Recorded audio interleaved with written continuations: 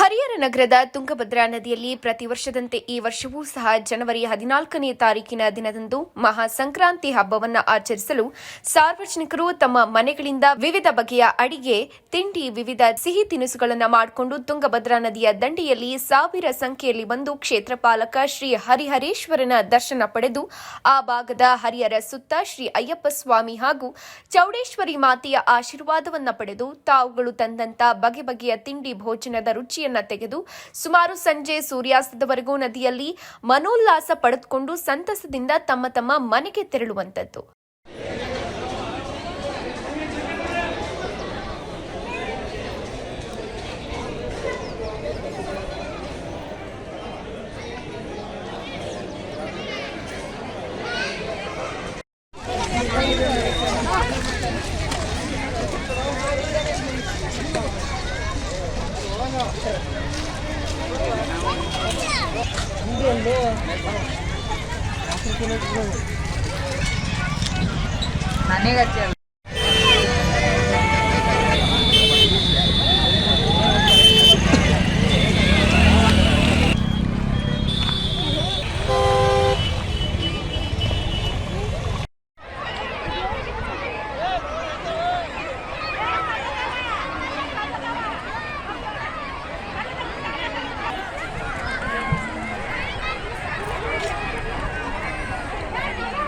ಹಾಗೂ ದಂಡೆಯಲ್ಲಿ ಯುವಕರು ಹಲವು ಬಗೆಯ ಕ್ರೀಡೆಗಳನ್ನು ಆಡೋದು ಸಾಮಾನ್ಯ ಚಿಕ್ಕ ಚಿಕ್ಕ ಮಕ್ಕಳಿಗೆ ಜಾತ್ರೆಯಲ್ಲಿ ಸಿಗುವಂತ ಆಟಿಕೆ ಸಾಮಾನುಗಳು ಇಲ್ಲಿ ಮಾರಾಟ ಮಾಡ್ತಿರ್ತಾರೆ. ಇನ್ನು ಐಸ್ ಗಾಡಿಗಳು, ಕಬ್ಬಿನ ಹಾಲಿನ ಗಾಡಿಗಳು, ತಂಪು ಪಾನೀಯದ ಅಂಗಡಿಗಳು ಸಹ ಇಲ್ಲಿ ಲಭ್ಯ. ಹಾಗಾಗಿ ನಗರದ ಸಮಸ್ತ ನಾಗರಿಕರು ಬೇರೆ ಬೇರೆ ಜಾತಿ, ಮತ, ಭೇದ ಭಾವ ಯಾವ ವಿಚಾರವನ್ನು ಮಾಡದೆ ನದಿಯಲ್ಲಿ ಎಲ್ಲರೂ ಸಮಾಗಮಗೊಳ್ಳಿ ಮಕರ ಸಂಕ್ರಾಂತಿ ಹಬ್ಬವನ್ನು ಆಚರಿಸಿ ಊಟ ವಿಚಾರಗಳನ್ನ ಮಾಡಿ ಸಂತೋಷ ಪಡೋದು ಹರಿಹರ ನಗರದ ಸಂಪ್ರದಾಯ ಅಂತ ಈ ಸಂದರ್ಭದಲ್ಲಿ ತಿಳಿಸಿದ್ದಾರೆ.